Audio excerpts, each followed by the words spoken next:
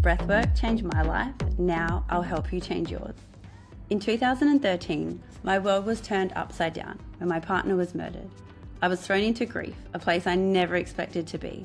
The last decade plus has been a journey of healing, learning what works and what doesn't.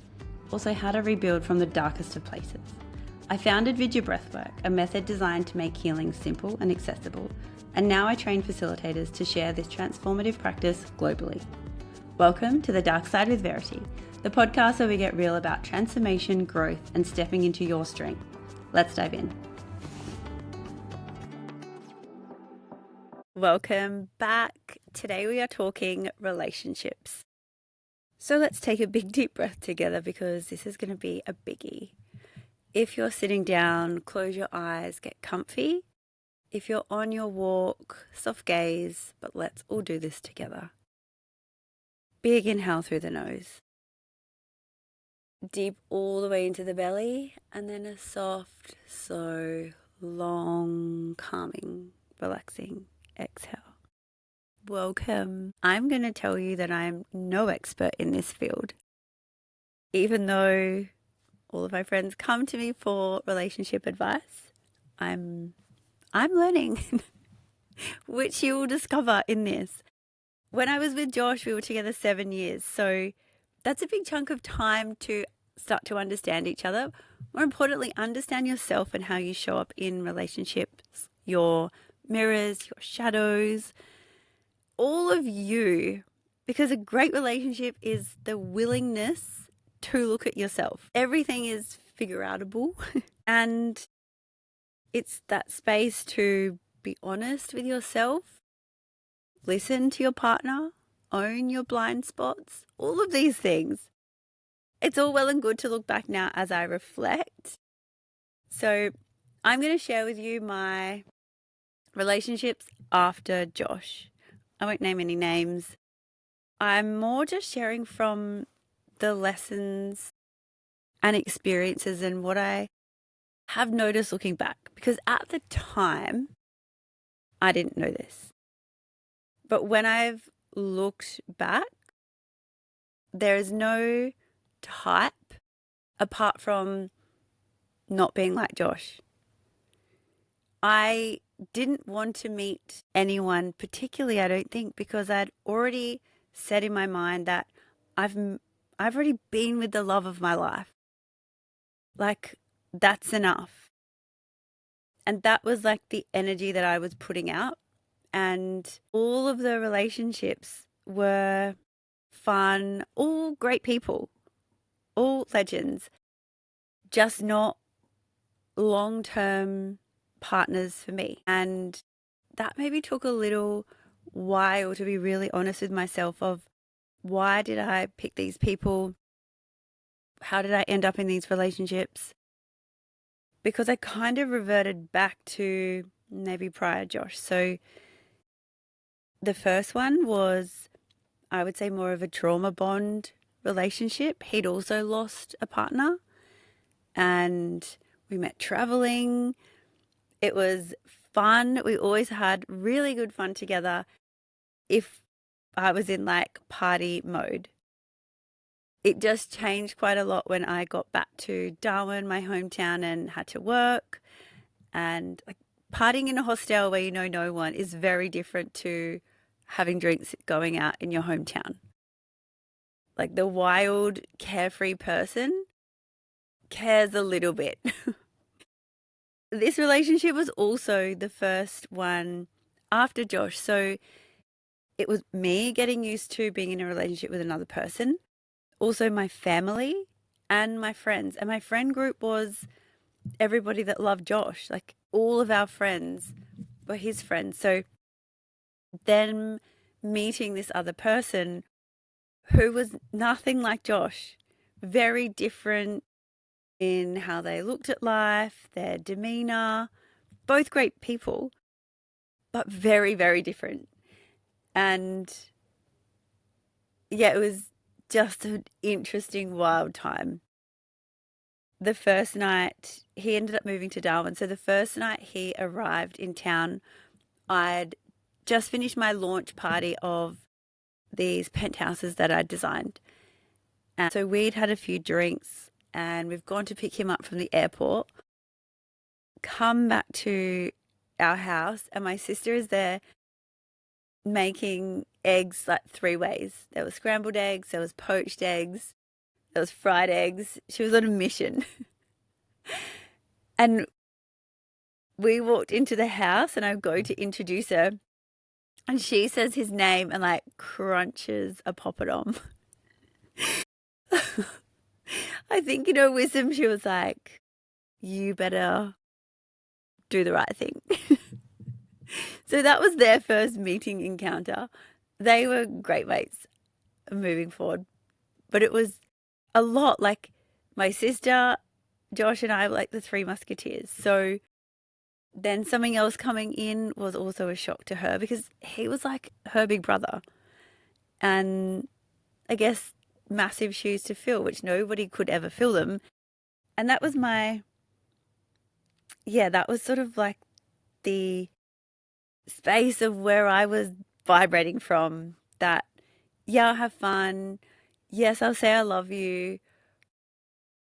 But in reality, I'd already made up my mind that I was never going to find that kind of love again. So kind of no one really had a hope. No relationship had a hope because I had already made that decision a long time ago in my head. Because we lived in Josh and my house, that was also really tough. Like that was mine and Josh's pride and joy. And I don't know, I thought that I didn't want to leave the house. Obviously wasn't thinking really clearly and wasn't ready to let go. Because I look back now and I kind of wish that I'd learned to let go quicker. Because in my mind, you can't bring another person into that space, that house that was something that you had and your past partner had created. And it wasn't like a mutual ending. It was the world being ripped away.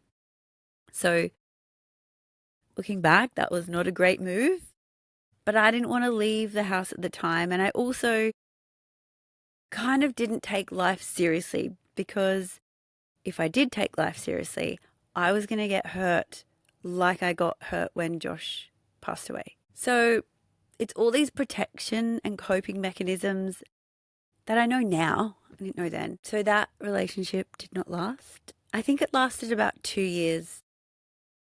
That was kind of my point of, okay, like I don't see myself with this person. And I would be avoidant and be frustrated at things that were happening in the relationship. However, instead of actually having, we had loads of conversations, but I was never getting through my needs clearly, obviously. And we went our separate ways. He left Darwin. My next relationship, because I moved to Bali, was with a local, he's from West Timor, Indonesian. And I met him through mutual friends from Australia. He was a surf instructor, a photographer, just loads of fun. Great smile, great energy, and we just had fun touring around Bali, surfing all the time. I still am a terrible surfer. That is no point to him. Like I love surfing. I will get better. It's just that there's no waves here. So every time I go back, I'm like, I am going to nail this because it's such a humbling thing. You have to move with the ocean. You have to understand you're in that space with Mother Nature and you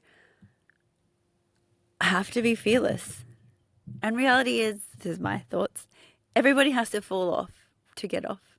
So can you really be bad at surfing? I don't think so. This relationship, again, was fun, but probably not a forever for me. Because 2 years is kind of the point where I've gone, am I going to have a family with this person? How are we going to build a future together? And at that point, we used to have lots of conversations of business and what life was going to be like. And I was in a point of running retreats. Like that was my dream. I'd been setting up my company Vidya, and Roti was the island. Like everything had fallen into place and I'd worked really hard. So that was my goal. And like I always wanted him to have his. So I was probably this annoying person pushing him to create a business, to start different things. Like how else can he earn more money to support himself, to support a family? So I was probably very annoying. To be fair though, he did ring me years later and say thank you because now he has a really successful business. So he was like, I wish I listened to you sooner. Yeah, don't we all wish that we'd listened to other people sooner? But we have to find out things in our own time, our own way. We went to KL for a holiday and came back to Bali. I wasn't feeling well, but friends from Australia had come over. And so we'd all gone out to Old Man's for the night. I wanted to go home, so he dropped me home on the scooter. And I had this feeling, that knowing. And I said to him, I have a weird feeling. Why don't you all come back and party at the villa? Like I'm going to bed anyway, but something doesn't feel right.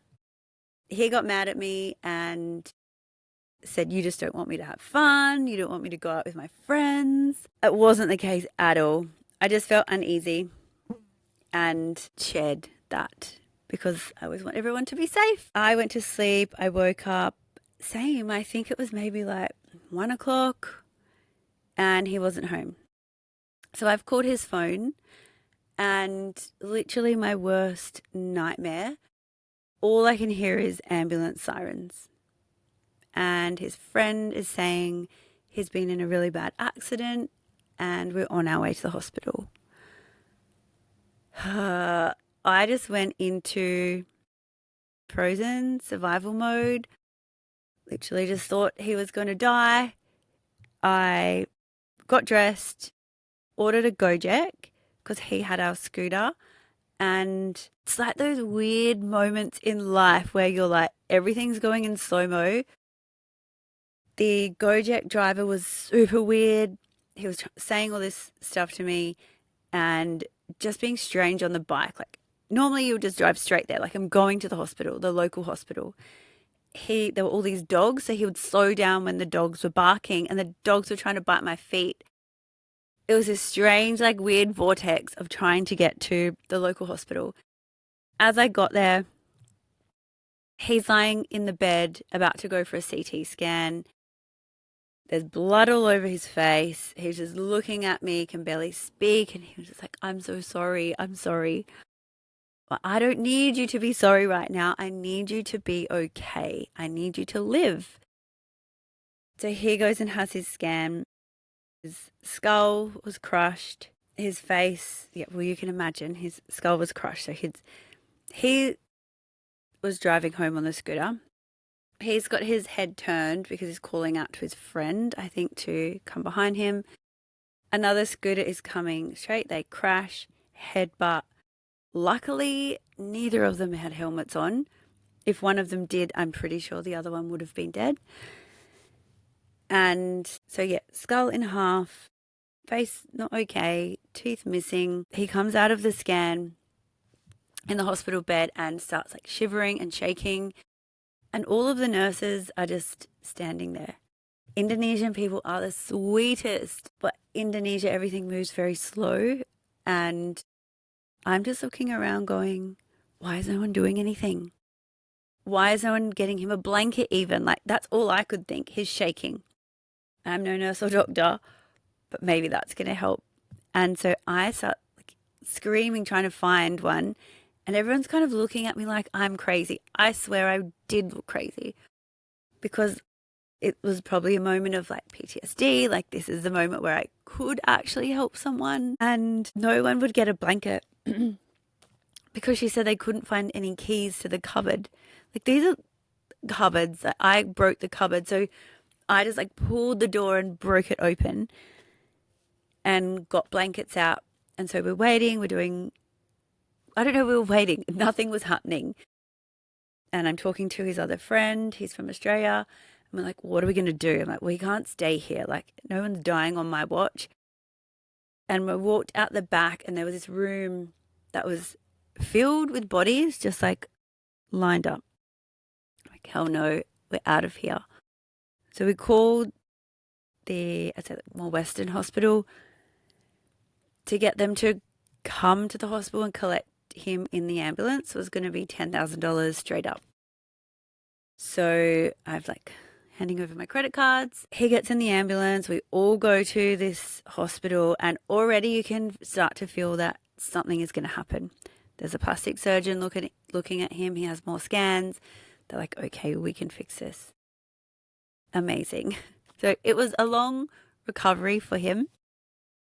Any damage to your head, your brain, especially frontal lobe damage, like this is your processing emotions. This is being able to think. And so for someone who was very quick-witted, could speak so many bloody languages, it was quite frustrating for him in his recovery because he would get angry and not really know why.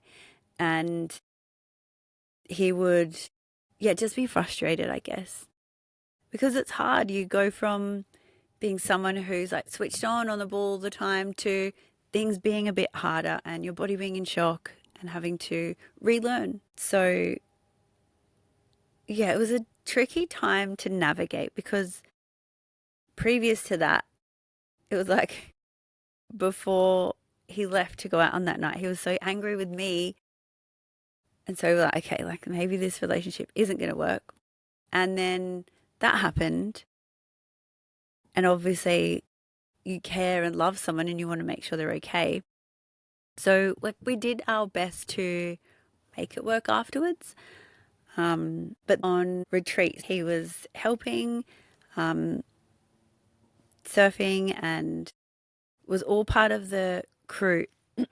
Because it was my first retreat, I was getting it all filmed, and like I was probably more stressed than normal because this was my first, like it was all new, and I wanted it to be the best for the people experiencing it. So I would get feedback to know what I could do differently or how I could change it.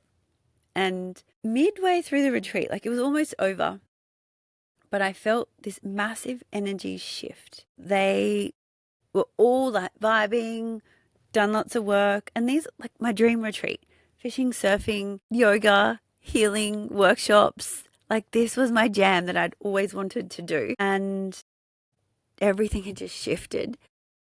And then one of my best friends had a chat with me and she said, I'm either going to ruin your life in the greatest surprise or I'm going to help you out right now. But I've been deliberating and it's all I've thought about, but I think I should tell you. So she comes and tells me that he's going to propose and she thought I should know because she knew me and knew how important this retreat was for me. And that probably in the phase that we were at wasn't the greatest time. But more importantly, like this was my moment to support everybody else. And then all of a sudden, everybody's thinking about me, supporting me. Like that's not what my retreat was designed for. And that whole space, like I just thought, okay, have a chat with him. Let's hope that it doesn't go ahead for now because I'm in retreat zone and this is what I want to focus on. I want you guys to have the best experience possible. Anyway, it went ahead and I said no, and he said it was a promise ring.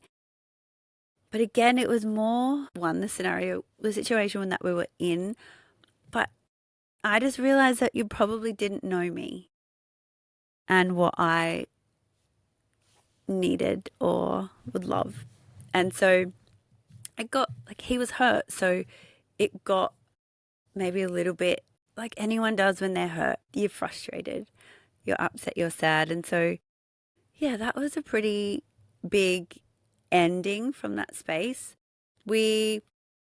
I think we tried to like salvage that a little bit, and he came to Australia, but it just got all too much, I think, for me to handle at that time. So I was still really dealing with my own stuff and probably didn't have the level of support that either of us needed. So that ended. The next was a guy from Darwin, and I ended up moving back from Bali. This was just before COVID. And I got very caught up in someone who is great with words. Again, an amazing human. We just were not right for each other. We met at a boat party, and I love people who are doers. Like if you have a dream or you say you're going to do something, like do it. What is the worst that can happen? You fail or you're really good at it. Like that's it. And so every weekend we would party in Darwin, or not even party, but we'd party at home. And I'd gone from being basically sober to then coming back and falling back into like old party Verity mode. Like not a good look. So already it was very unhealthy from that space. And yeah, we would have great chats, plan all the things that we were going to do. And I remember at the end, my sister saying, nothing ever happened, right? Like, I didn't even know. I just kept thinking, like, what could have I done differently? Like, why was I not enough?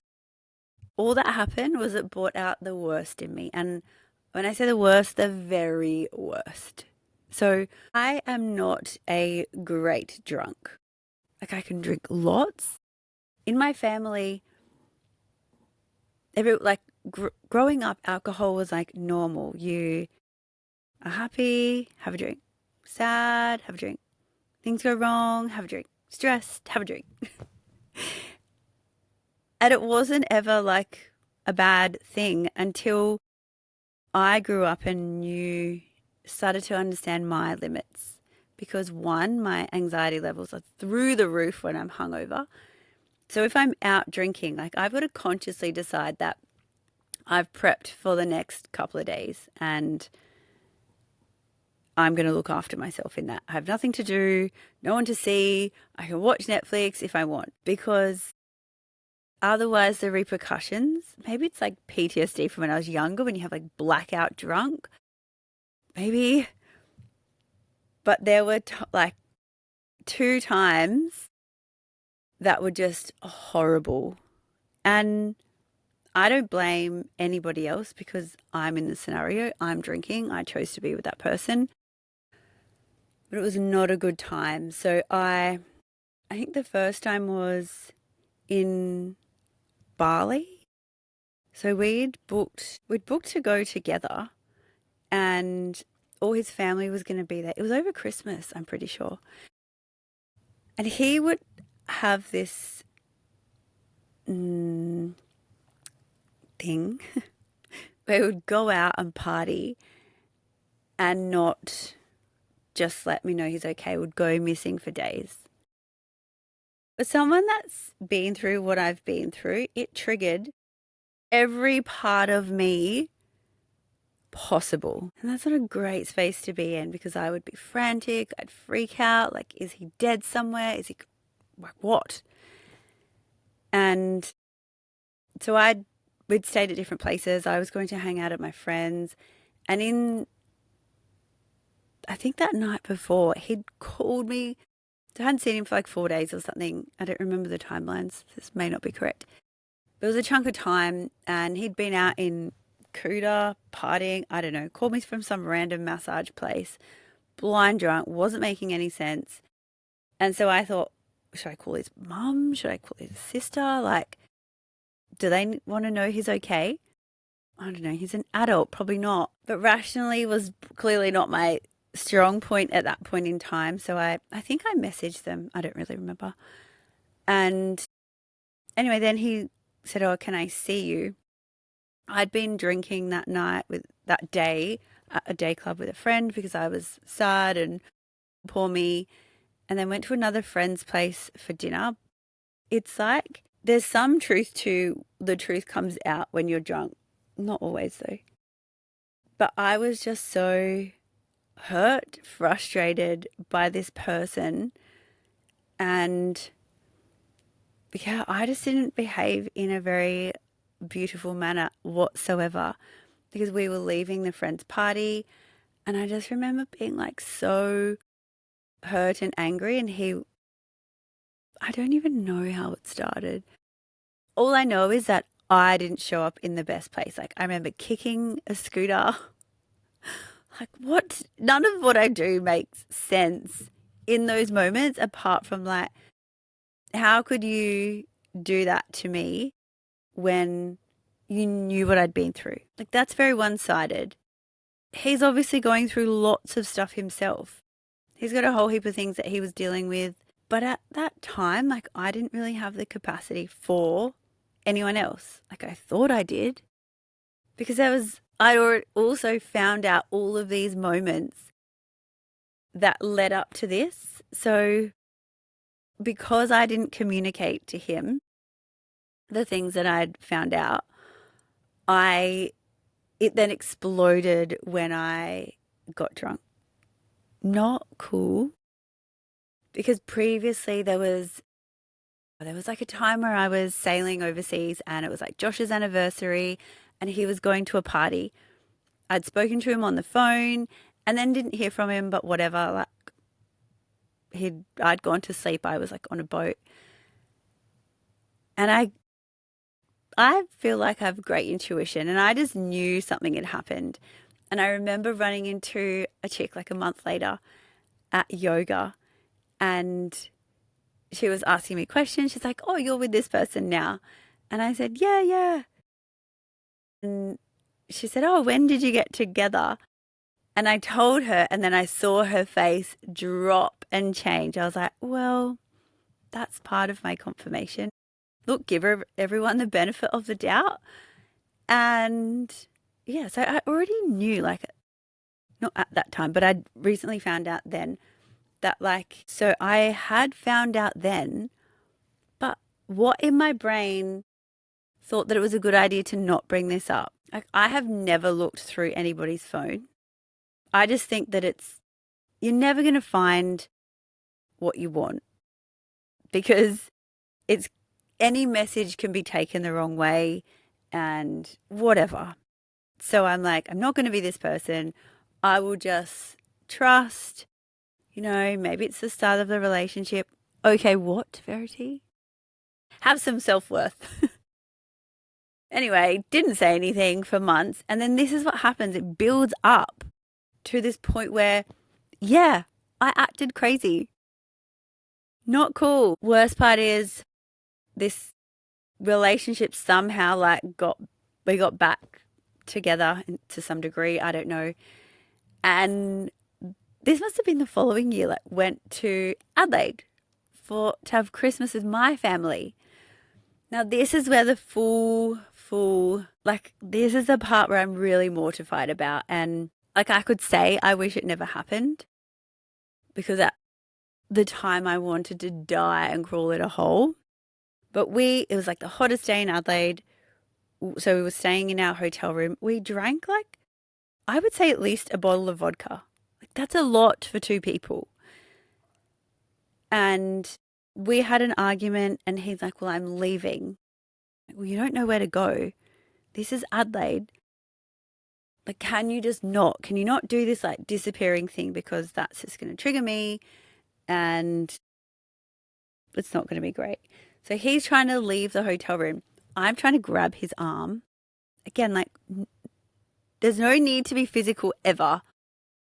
In my wisdom at that time, with that much to drink, all I could think of is like, if he leaves this hotel room, he's going to die. And then that's another person that I'm going to have to deal with. Like, this sounds so selfish, and I get that. It was just, there was so much that I hadn't healed clearly in when it came to relationships because I'd done all of this healing on my own. but not particularly in relationships. And so he'd like gone to go. By this time, I'm like trying, I think I was running, trying to chase him, or like basically begging him not to leave this hotel room. And we get in the lift and I'm like trying to pull him out and he puts his head down. I lift up my arm anyway. I definitely did not punch him, but my arm has hit his nose and it's given him a blood nose. So he's probably thinking this chick is fucking crazy. And the worst, best, but let's call it the best, because the best outcome is that we are not together and we're both okay and we're both healing and happy in our lives. But as we got outside, there were police cars. And so he's like told the police, like, oh, she's drunk, she's hurting me, whatever he said. And I'm like, you just threw me under the bus. But this is the thing, like I take responsibility because they were my actions. Like I did it. I was just severely triggered, and this is not an excuse. This is a real hardcore reason to do more healing. But yeah, I was very intoxicated. So they were like, you have to come with us. So I spent an evening in Adelaide jail the night before Christmas. Mortifying. And like, obviously they're trying to scare me, saying like, you might be here over Christmas. I was like, oh, what am I going to tell my family? Sorry, I'm in jail. And yeah, anyway, they were lovely. They're just like, what happened? I told them. They're like, we just wanted to separate you two because it's a hotel room. So yeah, I got out, had to find my way back to the hotel room to find out that he had taken the hire car, left it at the airport, put the key in a lockbox for me. Like, couldn't you have just Ubered to the airport so I didn't have to go back there? Anyway, he left me. So by the time I got out of jail, I was like in this hotel room by myself. And imagine like anxiety to the maximum and hating on myself. Like I couldn't believe that I had hurt someone. And yeah, it's not like I went punched, but to be in that space is not cool. It's another reason why I'm on this journey to make sure nobody else puts themselves in these situations, because none of this was intentional. I don't have a mean bone. I just wanted to make sure this person also wasn't going to die. But this is me projecting all of my insecurities, my fears onto somebody else. That's pretty unfair. So safe to say, more work was done. We did end up catching up for coffee maybe months later to have a chat, to apologize.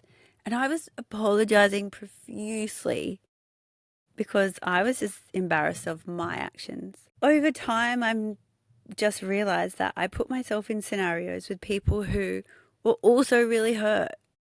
He had his own stuff going on, had for years. I would say they're blind spots for him at the time. I don't know what he's doing now. But I just knew from that point I would never be with someone who I allowed this to unfold with and not value myself or my own boundaries or my own healing. To me, letting someone know you're okay is just respectful. I'm not checking on anyone. I'm not controlling.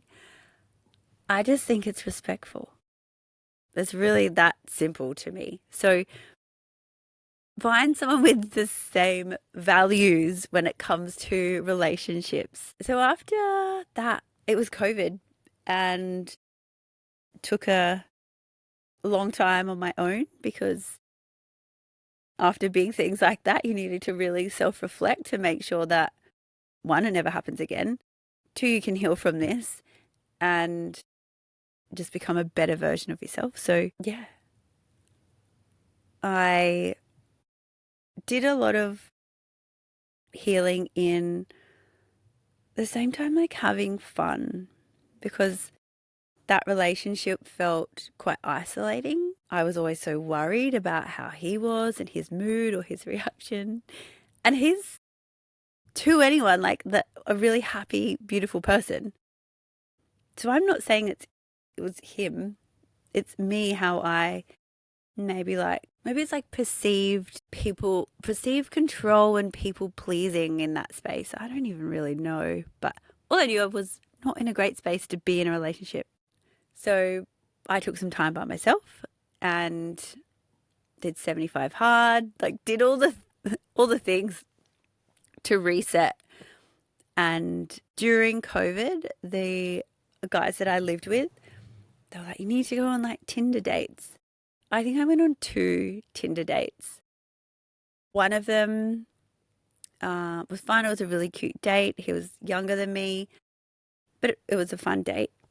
And the other one, he had my friend's husband in one of the photos. So I thought, oh yeah, no worries. Like they are great mates, whatever. We hung out for maybe 6 weeks and like once a week. And I remember saying to my friend's husband, like, oh, do you like know this guy? Like, well, you know him. And he's like, I have no idea who you're talking about. So this guy had put like random people in his profile pictures. One tip is to make sure you check that they're actually friends and they're actually like, good humans. Yeah, that really turned me off dating apps because also I just don't think I'm designed for them.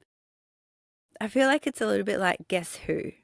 Like, oh, your height, if you want kids, if you drink or smoke.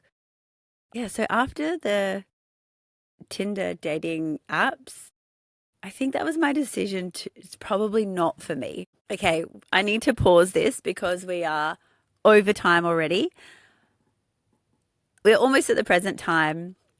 I want to say all of these people are absolute legends. They're all beautiful in their own way. It's just really evident that when going into a relationship, do your own healing work. I wish I'd done this stuff a long time ago because when you understand what your relationship style is, how you communicate, how you show up, what your values are, what you want out of life, whether it's aligned, like all of this stuff is super important. So there was an element of me like, oh yeah, I go with the flow.